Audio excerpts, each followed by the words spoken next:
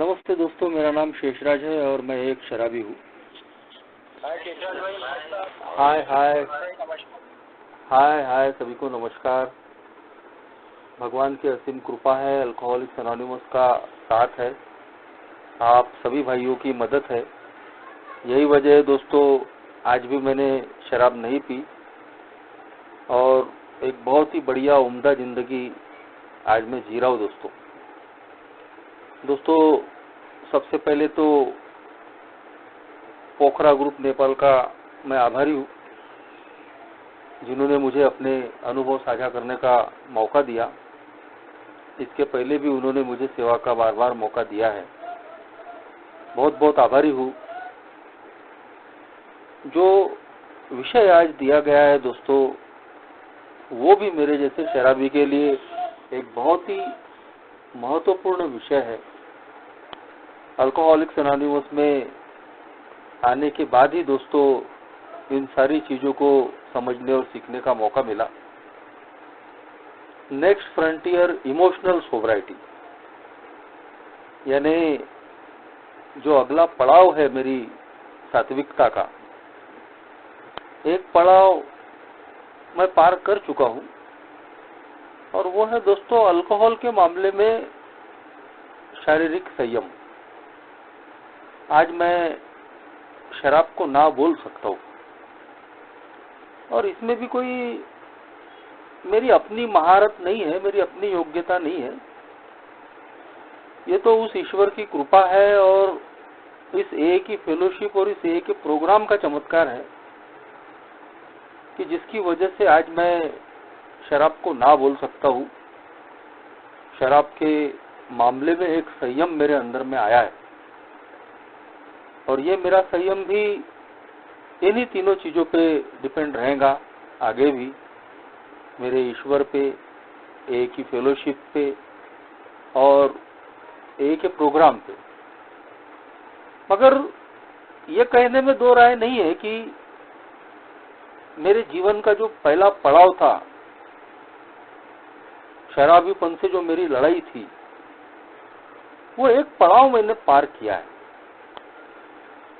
लेकिन ये जो स्ट्रगल है ये खत्म नहीं हुआ है दोस्तों। मैं एक ऐसी भयानक बीमारी से ग्रसित हूँ जो ए में आने के बाद ही पता चली, अल्कोहलिज्म नाम की बीमारी। यह अल्कोहलिज्म नाम की बीमारी दरअसल असलियत में एक स्पिरिचुअल मैलेडी है, आध्यात्मिक बीमारी है और इसीलिए सिर्फ शराब के मामले में शारीरिक संयम से काम चलने वाला नहीं है। अब मुझे कहीं तो भी जो अगला पड़ाव है उसके बारे में सोचना पड़ता है और इसीलिए बिल्डब्ल्यू उसको लिखते हैं दोस्तों, नेक्स्ट फ्रंटियर इमोशनल सोब्राइटी। ये जो शब्द यूज होता है दोस्तों फ्रंटियर, तो जितना मेरे पढ़ने में और मेरी समझ में आया, तो सेना के जो जवान हैं वो इन चीजों को यूज करते हैं। एक पड़ाव, एक फ्रंट उनका जब सफल हो जाता है, थोड़ा आराम करके वो अगले फ्रंटियर के लिए तैयारी करना शुरू कर देते हैं। अगर मैं गूगल में हम पढ़ते तो इसको सीमा कहा जाता है और कहीं हम इसको पड़ाव के तौर पे भी लेते हैं कि मेरे जैसे अल्कोहलिक के बारे में अगर बोला जाए तो उसका वो भी एक प्रकार का युद्ध ही था। वैसे तो ए का प्रोग्राम बोलता है कि हमको हर किसी से लड़ना छोड़ना पड़ेगा, शराब से भी लड़ना छोड़ना पड़ेगा, लेकिन एक अल्कोहलिक का एक शराब से एक प्रकार से एक छद्म युद्ध ही चलता है और इसीलिए उनसे बचने के लिए ये 12 आध्यात्मिक उपकरण मेरे सामने में टूल्स ऑफ रिकवरी रखे हैं, जिनका उपयोग करके मैं कहीं तो भी अल्कोहलिज्म नाम की उस भयानक बीमारी से अपने आप को बचाने की कोशिश करता हूँ, क्योंकि वो बहुत पावरफुल है, वो बहुत कनिंग है, बैफलिंग है, धूर्त, चतुर, चालाक, चकमा देने वाली। तो उस सैनिक के जैसा ही मेरा हाल है मैंने एक पड़ाव पार किया है शराब की दूरी का। शराब के मामले में संयम आया है, मगर मेरी बीमारी ठीक नहीं हुई है। जैसा कि ए में बताया गया, बिग बुक चैप्टर 5 में लिखा है, our liquor is only symptom. शराब सिर्फ एक लक्षण है हमारी बीमारी का। We have to get down that causes and condition. हमको उन कारणों और उन स्थितियों का पता करना पड़ेगा कि जिनकी वजह से हम अल्कोहलिक बने, अल्कोहलिज्म की इस महाभयानक बीमारी में फंसे। हमारी अपनी इच्छा होने के बावजूद कि हम शराब न पिए, हम बार बार, चाहे हमारी जान जा रही थी, हम बर्बाद हो रहे थे, फिर भी हम इसमें फंस रहे थे।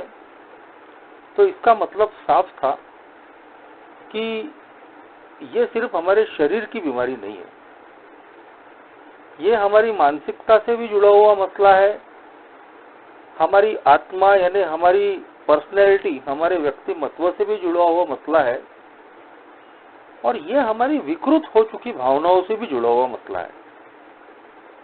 ए में आने के बाद में जब मैंने इस एंगल से अपने शराबी जीवन की छानबीन की, तो मैंने पाया दोस्तों कि मुझे अल्कोहलिक बनाने में और मेरे अल्कोहलिज्म को एक्सेलरेट करने में ये जो मेरी विकृत हो चुकी जो भावनाएं थी, उसका बहुत बड़ा रोल रहा। कभी मेरा अहंकार मुझे शराब की तरफ ले जाता था, मैं मुंह के बल पे गिर रहा हूँ, बर्बाद हो रहा हूँ, बदनाम हो रहा हूँ, फिर भी मेरा अहंकार मुझे बार बार शराब की तरफ ले जाता था। मरते मरते बचने के बाद भी मेरे अंदर खुन्नस था, गुस्सा था, वो खुन्नस और गुस्सा मुझे बार बार शराब की तरफ में ले जाता था। मैं जवान था, अनमैरिड था, तो मैं महसूस करता हूँ कि मेरे अंदर जो काम भावना थी, जो विकृत हो चुकी थी, वो भी मुझे शराब की तरफ लेके जाती थी।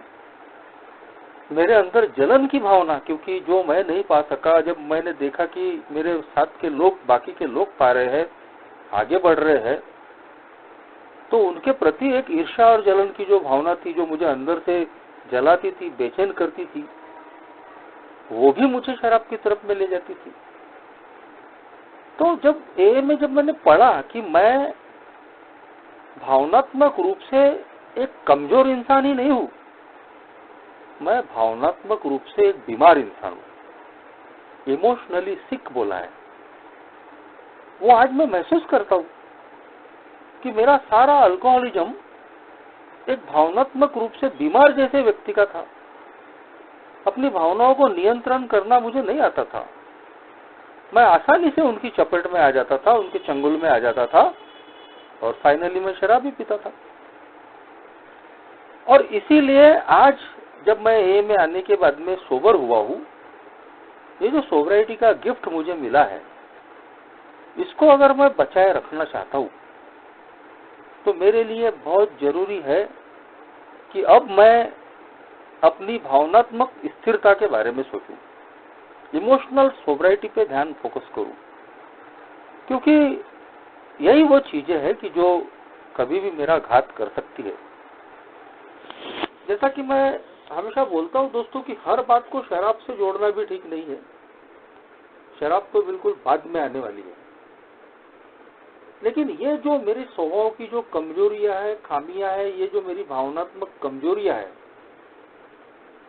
ये जो भावनात्मक रूप से मैं बीमार हो चुका हूं, अपनी भावनाओं को संयमित रखना जो मुझे नहीं आता, मैं उनके अधीन हो जाता हूं, तो सबसे पहले तो ये मेरी अपनी आत्म शांति खराब करती है, मेरे अंदर तमाम प्रकार के नकारात्मक विचारों को पैदा करती है। मेरी जो स्पिरिचुअल कंडीशन है, आध्यात्मिक जो स्थिति है, स्पिरिचुअल जो हेल्थ है, आध्यात्मिक जो मेरा स्वास्थ्य है, वो कहीं तो भी खराब कर देती है। और फिर जब मैं इतना परेशान, इतना बेचैन हो जाता हूं कि मैं अब क्या करूं और क्या नहीं, चीजें जब मेरे हाथ में नहीं रहती, तो दोस्तों मेरे पास में एक ही इलाज बचता है कि या तो मैं अब शराब पी लूं, या अपने जीवन को खत्म कर दूं। तो बहुत बहुत धन्यवाद है, बहुत बहुत आभार है भगवान का, इस फेलोशिप का, इस प्रोग्राम का, कि अल्कोहलिक्स एनोनिमस में आने के बाद में ये दोनों जो उच्च दर्जे के ये जो सोच है, ये मेरे दिमाग में कभी आई नहीं। अतिवादी जो मानसिकता जिसको कहते हैं, इसने मेरे पे कहीं तो भी ये मुझ पर भारी नहीं हो पाई, और ना तो मेरे अंदर में कभी शराब पीने का विचार आया, और ना ही इन 14-15 सालों में कभी आत्महत्या का विचार आया। लेकिन मैंने इन 14-15 सालों में ऐसे अनगिनत लोगों को देखा है दोस्तों, कि जो इन्हीं अपने चरित्र के दोषों की वजह से, अपनी भावनात्मक कमजोरियों की वजह से अपना आपा खो दिए, और ज्यादातर लोग शराब की तरफ चले गए, और कुछ लोगों ने दोस्तों सोब्राइटी में आत्महत्या कर ली, सोब्राइटी में सुसाइड कर लिया। शुरू में देख के ताज्जुब होता था, चलो यार ठीक है, एक अल्कोहलिक है तो शराब पी रहा है, लेकिन एक अल्कोहलिक जो सोबर हो गया है, सालों से वो ए में है, और वो आत्महत्या कैसे कर सकता है? मगर दोस्तों ये जो प्रश्न है, ये जो जितने जटिल लगते हैं, या हमको ऐसा लगता है कि ऐसा कैसे हो गया, तो जब हम अल्कोहलिक्स एनोनिमस के प्रोग्राम को समझने की कोशिश करते हैं, तो इन प्रश्नों के उत्तर बहुत ही सीधे और सरल है। और वो है दोस्तों कि जब हम ये समझ लेते हैं कि शराब की दूरी यानी अल्कोहलिज्म नाम की बीमारी से, इस आध्यात्मिक बीमारी से मुक्ति, वही दोस्तों हमारा खेल हो जाता है। जबकि साफ तौर पे बिग बुक चैप्टर 5 कहता है कि अल्कोहल सिर्फ एक लक्षण है, इसके बंद होने भर से हमारी आध्यात्मिक बीमारी ठीक नहीं होने वाली। हम स्पिरिचुअल मैलेडी के शिकार है, आध्यात्मिक बीमारी के शिकार है, और जैसे जैसे हम आध्यात्मिक बीमारी से रिकवर होते चले जाते हैं, वैसे वैसे हम मानसिक और शारीरिक रूप से ठीक होना शुरू होता है। तो यदि हमने सिर्फ शराब पे काम करके ही खुश हो गए हैं, और हमारी आध्यात्मिक बीमारी पे हमारा इलाज नहीं कर रहे हैं, तो देर सवेर ये चीजें किसी के भी साथ हो सकती है। मैंने अपने इन 15-16 साल के शराबी जीवन में, सात्विक जीवन में, सोब्राइटी के जीवन में, ना तो शराब पीने का विचार आया, ना कभी सुसाइडल थॉट आया।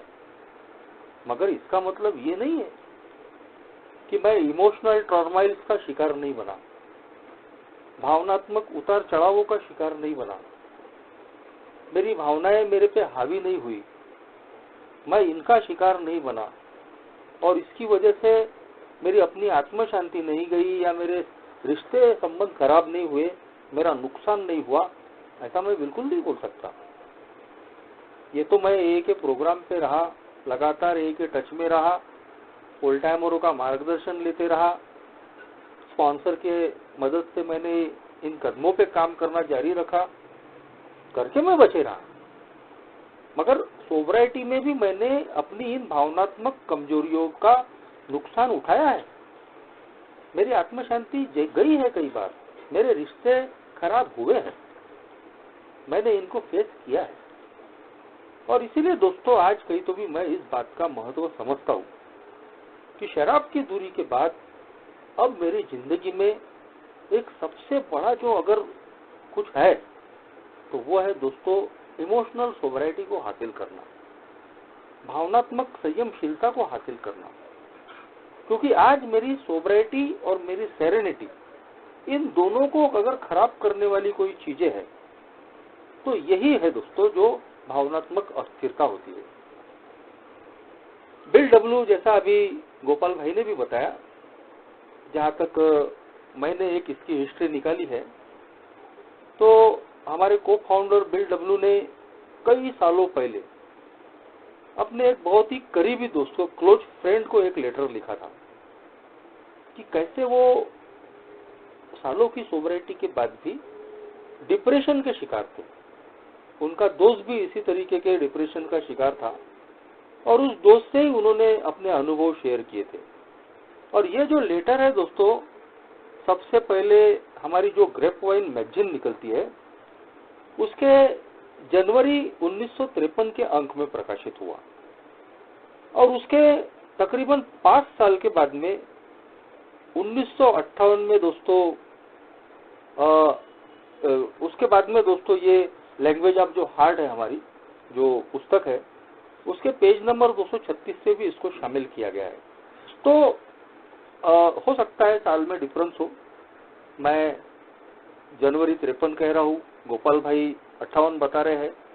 सवाल वो नहीं है, सवाल ये है कि हमारे को फाउंडर बिल डब्ल्यू, जिन्होंने अल्कोहलिक्स एनोनिमस को खड़ा करने में, फैलाने में, लाखों लोगों की जान बचाने में, इतना फुल प्रूफ ए का प्रोग्राम बनाने में इतनी मेहनत की है, और वही ऐसे शख्स है कि जो पहली बार हमको बताते हैं कि उनको वो आध्यात्मिक अनुभव आए, स्पिरिचुअल एक्सपीरियंसेस, ऐसे स्पिरिचुअल एक्सपीरियंसेस कि जो अंदर से उनको पूरी तरीके से बदल कर रख दिए गए।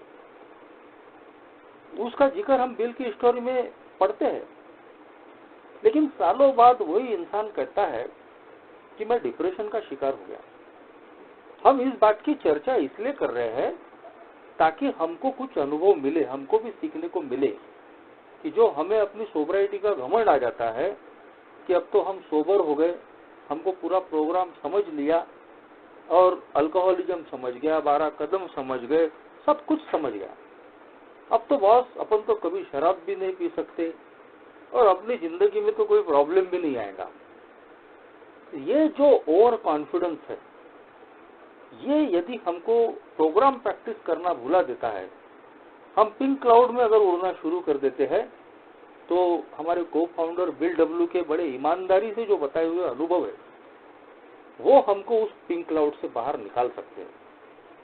तो जो उन्होंने वो लेटर लिखा था अपने क्लोज फ्रेंड को इमोशनल सोबराइटी के ऊपर, तो बहुत ही सुंदर वो लेटर है दोस्तों कि कैसे सालों के बाद भी बिल डब्ल्यू खुद डिप्रेशन के शिकार हुए, लेकिन उन्होंने एक बहुत अच्छी बात कही कि कैसे उससे निकला जा सकता है। आज दोस्तों मैं भी इन बातों को महसूस करता हूँ। शराब की दूरी तो मिल गई है, लेकिन जिंदगी में ऐसे कई फ्रंट है मेरे कि जहां पर मैंने काम नहीं करने की वजह से कहीं तो भी अपने आप को बार बार तकलीफों में फंसते हुए देखा है। जब मैंने ए के 12 कदमों पे काम करना शुरू नहीं किया था और पहला कदम लेने के बाद में सीधे 12वें कदम पे मैंने छलांग लगा ली थी, यानी खुद भी शराब से दूर रहना और अन्य पीड़ित शराबी की मदद करना, इसी को मैंने ए का प्रोग्राम समझ लिया था।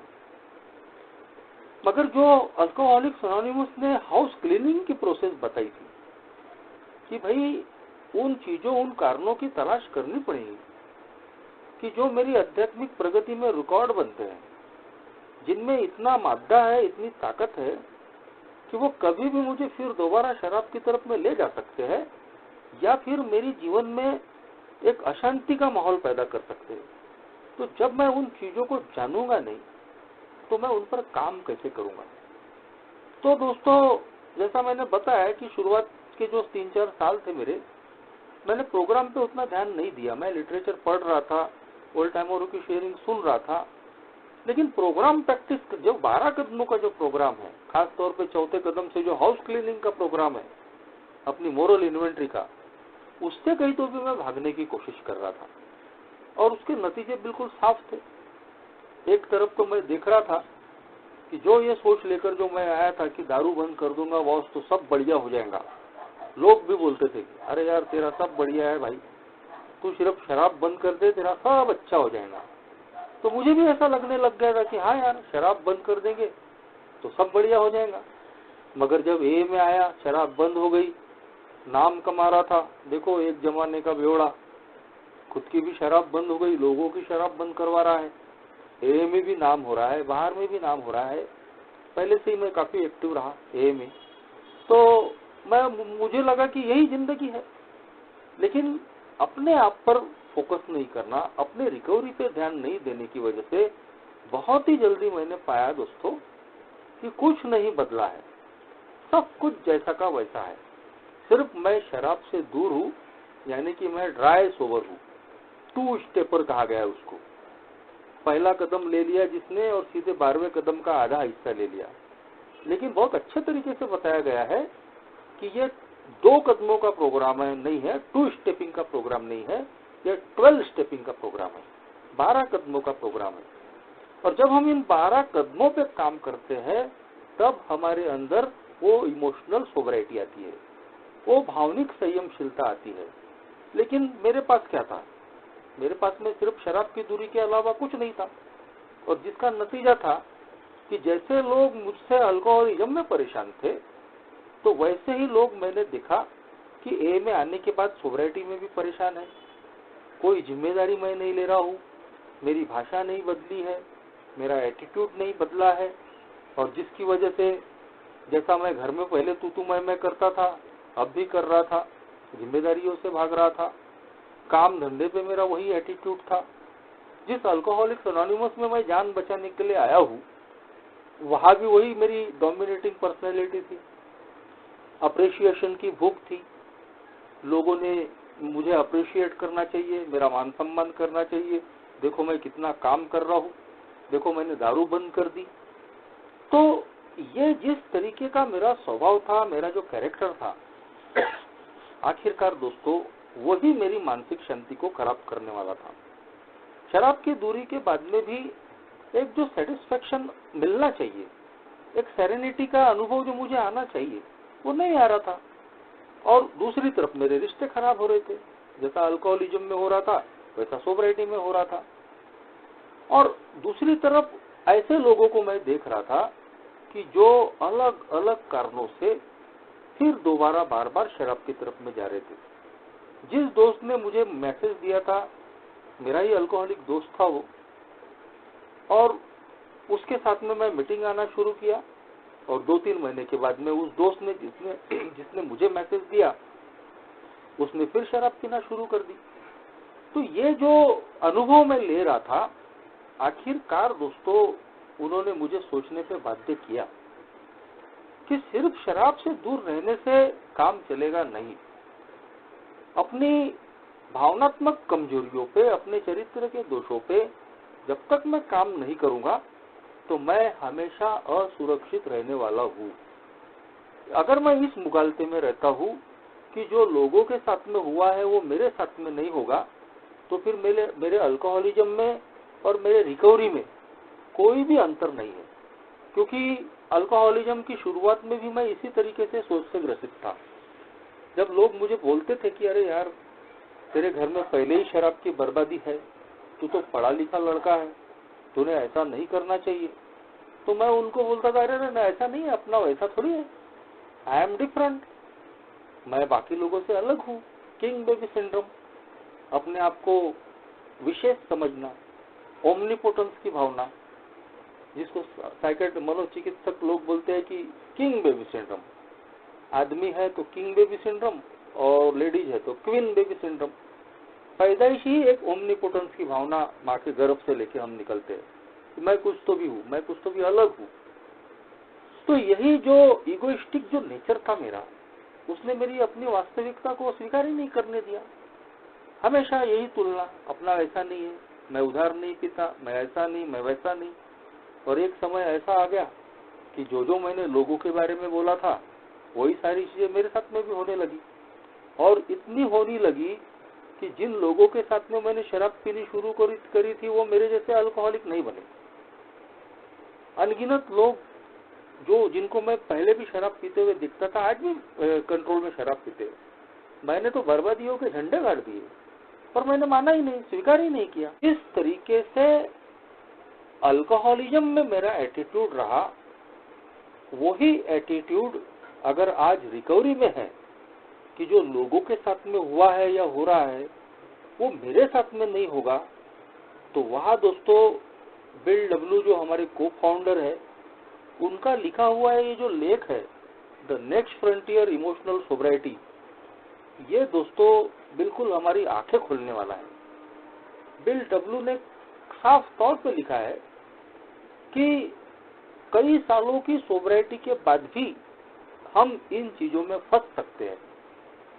कई प्रकार के भावनात्मक उथल पुथल से, इमोशनल टर्मोइल के शिकार हम हो सकते हैं। और हम ये में देखते हैं सालों की सोब्रिटी के बाद भी लोग, उनका चेहरा रोता हुआ दिख रहा है, चेहरे पे 12 बज रहे हैं, कई प्रकार की परेशानियों में फंसे हुए हैं। कई लोग फिर शराब की तरफ जा रहे हैं। और जैसा मैंने बताया कि कई लोगों ने एम में सोब्रिटी में भी सुसाइड किया है। तो ये जो ऐसे हालात जो है ये किसी के भी साथ बन सकते हैं। और जैसा दूसरों के साथ बने हैं, मेरे साथ में बनने में भी कोई समय नहीं लगेगा, यदि मैं उन कारणों को तलाशता नहीं हूं कि वो ऐसे कौन से कारण हैं कि जो मुझे इस प्रकार की अवस्था में फंसा देते हैं। बिल डब्ल्यू ने इस लेख में लिखा है कि ये जो हम बहुत ज्यादा लोगों पे जो डिपेंड हो जाते हैं, लोगों पर, परिस्थितियों पर, और जो हम अपेक्षाएं करते हैं, डिमांड करते हैं कि लोगों ने हमारी केयर करनी चाहिए, लोगों ने हमको प्रेम देना चाहिए, लोगों ने हमारी जरूरतों को पूरा करना चाहिए, लोगों ने हमको सम्मान देना चाहिए। तो ये जो ओवर डिपेंडेंसी है लोगों पे, परिस्थितियों पे, जब तक वो सब हमारे मन के अनुकूल होते रहती है हम खुश रहते हैं। लेकिन जैसे ही हमारे मन के विपरीत होना शुरू हो जाता है हम डिप्रेशन में चले जाते हैं। जब हम सब कुछ पाते रहते हैं तो ग्रैंडियोसिटी के शिकार हो जाते हैं। हमको लगता है कि हमारे जैसा तो कोई है ही नहीं, दिखावे का बड़प्पन हमारे अंदर आ जाता है। लेकिन जैसे ही उल्टा काम हो जाता है, लोग हमारे हिसाब से चलते नहीं है, परिस्थितियां हमारे अनुकूल नहीं होती है, तो हम निराश हो जाते हैं, अवसाद के शिकार हो जाते हैं। तो इसीलिए बिल डब्ल्यू इस लेख में बहुत साफ तौर पे लिखते हैं दोस्तों कि हमको अपनी ये जो डिपेंडेंसी है, एब्सोल्यूट डिपेंडेंसी, ये जो हमारा स्वभाव है, हम पीपल एडिक्ट्स हो जाते हैं, हम लोगों की नजरों में बने रहना चाहते हैं, हम लोगों पे इतने निर्भर हो जाते हैं कि हमारा पत्ता भी नहीं हिलता। और यही वो असल कारण है कि जो हमारी जिंदगी में कहीं तो भी परेशानियों को पैदा करता है। बिल डब्ल्यू इस लेख में दोस्तों सेंट फ्रांसिस की जो कविता है, प्रेयर है, प्रार्थना, उसका जिक्र करते हैं। और सही में दोस्तों सबके लिए वो पढ़ने लायक है। और कहीं तो भी मैं अपने भावनात्मक बैलेंस को, डिप्रेशन के शिकार होने से अपने आप को बचाए रखना चाहता हूँ, तो बहुत कुछ उस सेंट फ्रांसिस की प्रेयर में मेरे लिए है कि मैं अपने उस दृष्टिकोण को मैं बदलूं। बिग बुक चैप्टर 5 में जो लिखा है कि सेल्फिशनेस और सेल्फ सेंटर्डनेस यही हमारी बर्बादी की जड़ है, root cause of our trouble. और उसके ही नीचे लिखा है कि जितनी जल्दी हो सके मेरे जैसे शराबी ने इस सेल्फिशनेस को कहीं तो भी खत्म करना चाहिए, स्वार्थीपन से जितना जल्दी हो सके इससे छुटकारा पाना चाहिए। सेंट फ्रांसिस की प्रेयर जब हम पढ़ते हैं दोस्तों, तो ये सेंट फ्रांसिस की प्रेयर हमको बिल्कुल अपोजिट डायरेक्शन में काम करने लगाती है कि भाई लोगों से प्यार मांगने की बजाय लोगों को प्रेम देना सीखो, लोगों से ऐशो आराम और कंफर्ट मांगने की बजाय ये कोशिश करो कि हम कैसे उनकी जिंदगियों में उनको आराम दे सके। तो ऐसी सेंट फ्रांसिस की प्रेयर में अनगिनत छोटे छोटे सिद्धांत हैं कि जो हमारी जिंदगी को बदल कर रख सकते हैं। हम हमेशा जो लोगों से अपेक्षाएं करते हैं कि लोगों ने हमारे लिए सब कुछ करना चाहिए, जब हमारे एटीट्यूड में परिवर्तन आता है और हम बगैर किसी अपेक्षा के निस्वार्थ भावना से लोगों के लिए करना शुरू करते हैं और जीना शुरू करते हैं, तो दोस्तों किसी भी प्रकार का गीला शिकवा हमको नहीं आता। बहुत अच्छी बात हमारे लिटरेचर में लिखी गई है दोस्तों कि डिपेंडेंट होना ये मेरे जैसे व्यक्ति का स्वभाव है, लेकिन अगर इस डिपेंडेंसी को मैं कहीं तो भी अलग शिफ्ट करता हूँ तो मैं देखता हूँ कि उसका फायदा कुछ और है। मैं पहले अल्कोहल पे डिपेंड था, मुझे लगता था कि अल्कोहल हर मामले में, सब मामले में सॉल्यूशन है, चाहे वो गम हो, खुशी हो, परेशानी हो, समस्या हो, तनाव हो, सोने के लिए, खाने के लिए, हर चीज के लिए अल्कोहल पे मैं डिपेंड था।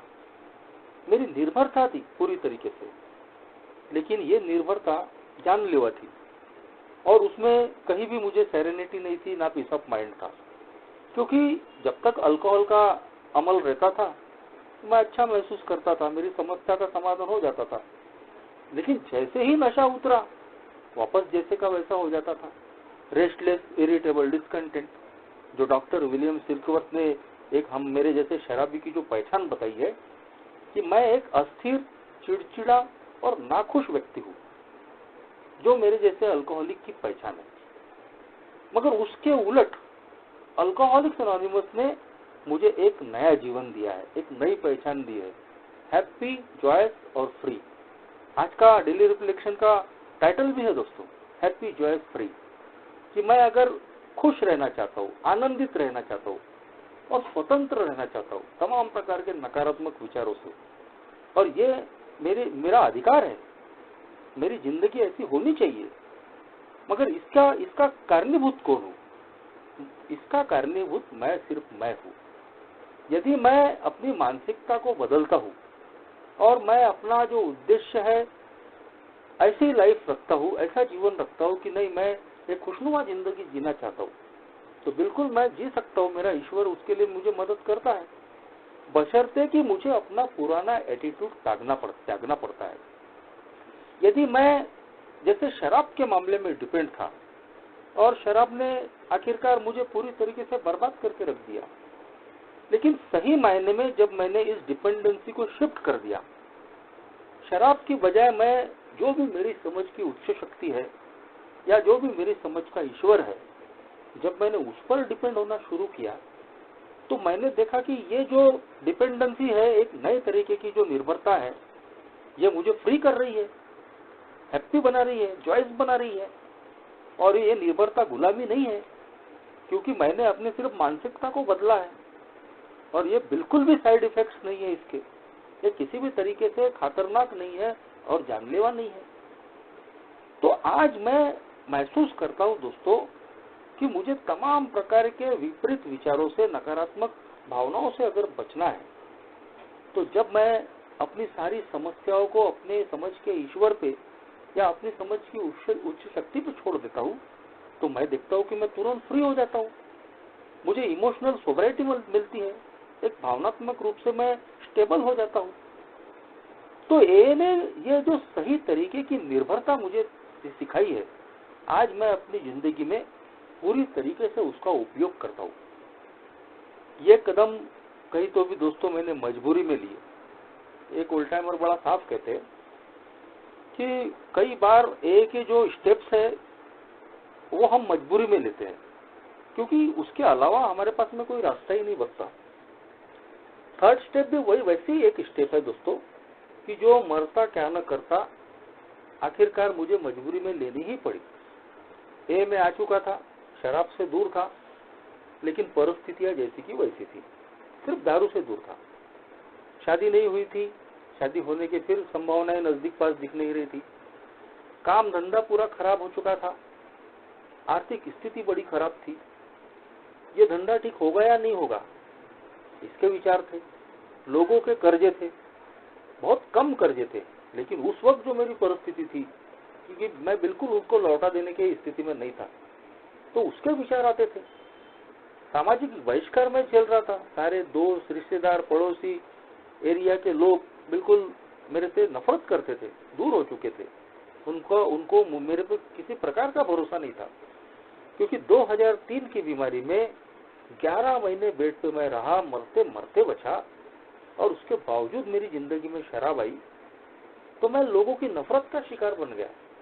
कि लोगों को लगा यार ये क्या इंसान है, अभी मरते मरते बचा है, 11 महीने बेड पे रहा और सारी सहानुभूति में खो चुका, तो बॉयकॉट कर दिए थे लोगों ने।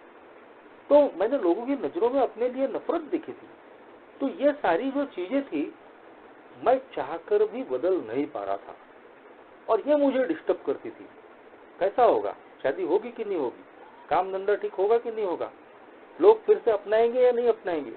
वजन 35 किलो का 40 किलो का था, गाल अंदर, आंखें अंदर, पेट अंदर, ठीक होगा या नहीं होगा। लेकिन मरता क्या न करता। तीसरा कदम सामने में आया, जैसी परिस्थिति है वैसी कबूल कर लो।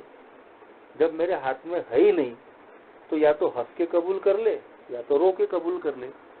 एक ओल्ड टाइमर अपनी शेयरिंग में बोल दिए ये बात कि जब परिस्थितियां ऐसी होती है कि दो ही रास्ते बचते हैं, या तो हंस के कबूल कर लो या तो रो के कबूल कर लो।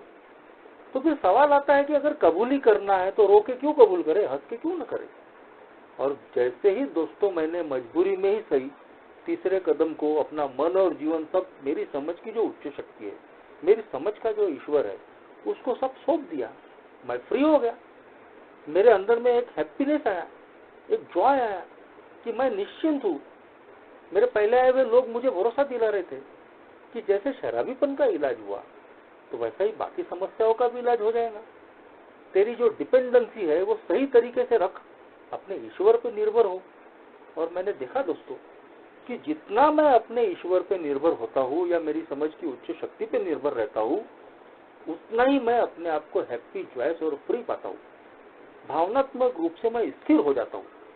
आज भी मैं हमेशा अपनी शेयरिंग में बोलता हूँ कि जो थर्ड स्टेप है वो एक शॉक एब्जॉर्बर का काम करती है। जैसे 2 व्हीलर 4 व्हीलर में एक शॉक एब्जॉर्बर रहता है कि अगर गड्ढे आए या और कुछ आते हैं, स्पीड ब्रेकर्स आते हैं, तो जो झटके लगते हैं तो वो जो शॉक एब्जॉर्बर रहता है गाड़ी में, वो सारे झटके सहन कर लेता है और हमारी कमर टूटने से बच जाती है। तो वैसे ही ये जो ईश्वरीय संकल्पना है, जो उच्च शक्ति की संकल्पना है, ये मेरी जिंदगी में आज शॉक एब्जॉर्बर का काम करता है। आज भी कई इमोशनल टर्मोइल्स आते हैं, भावनात्मक उतार चढ़ाव आते हैं, परेशानियां आती है। ये 2 साल का कोरोना काल तो बहुत कुछ सिखा गया। काम धंधे नहीं, घर में पड़े हैं। पिछले साल पूरा परिवार कोरोना की चपेट में आ गया था। 14 दिन हम एक क्वारंटाइन सेंटर में रहे सबके सब, लेकिन निकल गया। ये दिन भी निकल जाएंगे। मेरी समस्या से बढ़कर मेरा ईश्वर है। ये जो छोटे छोटे कंसेप्ट में दिए गए थे, ये जैसे जैसे मेरे मन में आते थे, जैसे जैसे मैं प्रार्थना करता था, तीसरा कदम लेता था, मैं देखता था कि जो मेरा रेस्टलेस, इरिटेबल और डिसकंटेंट फीलिंग है तो सब गायब हो रहे हैं। मेरी जिंदगी की अस्थिरता, चिड़चिड़ापन और जो एक प्रकार से मैं बंदिशों में रहता था वो गायब हो जाती थी। मगर इसके साथ ही दोस्तों कहीं तो भी मुझे अपने जीने के उसूलों को भी बदलना पड़ता है। जो मैंने बताया कि जो बिल डब्ल्यू लिखते हैं कि हमको लोगों पे और परिस्थितियों पे बहुत ज्यादा डिपेंड होना बंद करना पड़ेगा। ये जो निर्भरता है लोगों पे, जो डिपेंडेंसी है, जितना ज्यादा हम अपनी डिपेंडेंसी को बढ़ाएंगे उतना ही हमारी तकलीफें बढ़ने वाली है। क्योंकि ये डिपेंडेंसियां हमको डिमांड करने लगाती है। हम लोगों से डिमांड करना शुरू करते हैं, परिस्थितियों से डिमांड करने लग जाते हैं कि हमको ये चाहिए, हमको वो चाहिए, हमारे हिसाब से होना चाहिए। जैसा मैंने बताया कि लोगों से हम प्रेम की अपेक्षाएं करते हैं, सहानुभूति की अपेक्षाएं करते हैं, मदद की, मान सम्मान की अपेक्षाएं करते हैं। घर में भी करते हैं, काम धंधे पे भी करते हैं, सोसाइटी में भी करते हैं, और तो और अल्कोहलिक्स एनोनिमस में भी करते हैं। अल्कोहलिक्स एनोनिमस में भी हम अपेक्षाएं करते हैं। यहाँ भी हम पीपल एडिक्ट हो जाते हैं। हमको हर जगह शेयरिंग मिलनी चाहिए। हमने ग्रुप बनाया है, हमने लोगों को मैसेज दिया है, अपने इलाके में एक को फैलाया है, तो बदले में उन्होंने अपना नाम लेना चाहिए, अप्रिशिएट करना चाहिए, हमेशा हमको भाव मिलना चाहिए। मैं तो फलाना तुर्रम खान हूँ, 12 कदमों को जानता हूँ, अल्कोहलिज्म को जानता हूँ, सब कुछ करता हूँ मैं, सब जानता हूँ मैं। और जरा सा भी मेरा भाव कम हो गया तो मेरी भावनात्मक अस्थिरता बढ़ने लग जाती है, सारी सोबराइटी दांव पे आ जाती है। अगर किसी ओल्ड टाइमर ने मुझे, अगर किसी न्यूकमर ने अगर कोई सवाल जवाब कर लिया या मुझे छेड़ दिया तो सारे सोबराइटी के तार झंझना जाते हैं। खुद मैंने अनुभव किया, मेरे साथ में भी ये हुआ। तो फिर मुझे याद आया कि मैंने ओल्ड टाइमरों को कैसा अपमानित किया शुरुआती दिनों में, कैसे उनको मैंने प्रताड़ित किया। कई ओल्ड टाइमरों से मेरी हुज्जतबाजी हो जाती थी, कई बार उनको अपमानित करने का काम करता था। तो यही रिवर्स में मेरे साथ में भी हुआ कि कैसे कोई नया व्यक्ति आकर जब मुझे किसी बात के लिए टोक देता है या सवाल जवाब करता है तो मेरी अपनी सोबराइटी भी कहीं तो भी हिलने का काम कर देती है। तो ये जो भावनात्मक अस्थिरता है, ये कहीं तो भी मेरी सात्विकता के लिए, मेरी सोबराइटी के लिए एक बहुत ही घातक चीज है। और इसीलिए दोस्तों इन 12 कदमों पे काम करके, खास तौर पे 1 से लेके 9 कदम तक इन तत्वों को समझने के बाद 10वें कदम में रोज के रोज दोस्तों मुझे अपनी सोब्राइटी के लिए, अपनी सेरेनिटी के लिए काम करना पड़ता है? क्या आज के दिन मैं अपने आप को सोबर रख पाऊंगा? क्या आज मैं अपनी भावनात्मक स्थिरता को कायम रख पाऊंगा? क्या आज मैं एक उपयोगी जिंदगी जी पाऊंगा? लोगों से अपेक्षाएं करने की बजाय, लोगों से डिमांड करने की बजाय, आज के दिन मैं लोगों के लिए क्या कर सकता हूँ, और वो भी निस्वार्थ भावना से, बगैर किसी अपेक्षा के। क्योंकि जैसे ही अपेक्षाएं आई कि मैंने फलाना फलाना ये किया है, चाहे वो घर के लोगों के लिए करूं या एक मेंबर के लिए करूं, तो फिर बदले में मुझे कुछ न कुछ चाहिए, तो मैं उसके रिटर्न में कहीं तो भी परेशानियां ही वापस लेने वाला हूं। इसीलिए ए का प्रोग्राम बोलता है निस्वार्थ भावना से काम करना, बदले में किसी भी प्रकार की अपेक्षा न करके अनामिक तरीके से काम करना। ये अगर मैं जीना शुरू करता हूं तो 100% दोस्तों मैं अपनी जिंदगी में इस इमोशनल सोब्राइटी को, भावनात्मक स्थिरता को पा सकता हूँ।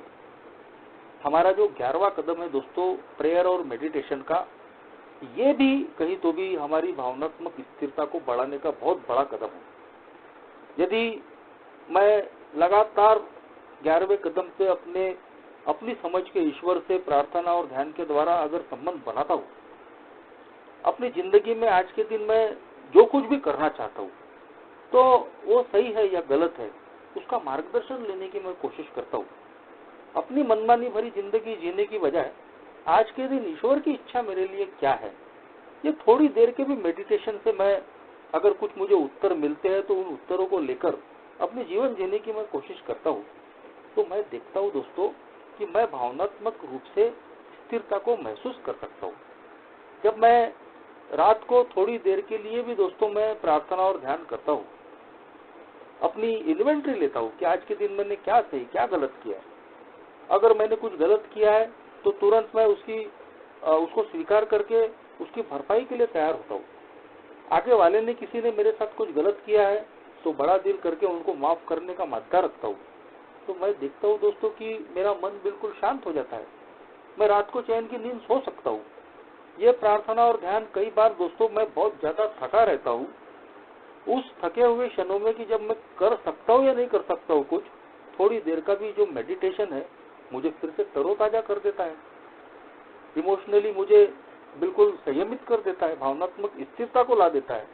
तो ये जो सारे टूल्स है दोस्तों जो इन 12 कदमों में समाये हुए हैं, इन 12 कदमों पे अगर मैं काम करता हूँ तो अपनी जिंदगी में भावनात्मक स्थिरता को पा सकता हूँ। भावनात्मक स्थिरता अगर मेरी जिंदगी में नहीं रहेगी तो ये भावनात्मक जो उतार चढ़ाव है ये कब मेरा घात कर देंगे, कब मेरी विकृत भावनाएं मुझे गलत कामों में फंसा देंगी, लोगों का भी नुकसान करवाएंगी और मेरा भी नुकसान करवाएंगी, और फाइनली मैं अपनी आत्म शांति को खो दूंगा, कोई गारंटी नहीं। और एक बार अगर मेरी सेरेनिटी गई, मेरी भावनिक स्थिरता गई, तो कब मेरी सोब्राइटी में दाव लग जाएगा इसकी भी कोई गारंटी नहीं। और इसीलिए दोस्तों जब को फाउंडर हमारे बिल डब्लू खुद अनुभव लेकर कहते हैं कि हमारे लिए अब पहला पड़ाव तो पार हो चुका है, शारीरिक संयम हमने हासिल कर लिया है, लेकिन अभी अगला जो पड़ाव है, नेक्स्ट फ्रंटियर, ये हर मेरे जैसे शराबी का इमोशनल सोब्राइटी होना चाहिए। अगर मैं इमोशनल सोब्राइटी के लिए काम करता हूँ तो मैं अपनी जिंदगी को आज के दिन एक हैप्पी चॉइस फ्री लाइफ बना सकता हूँ। Thank you.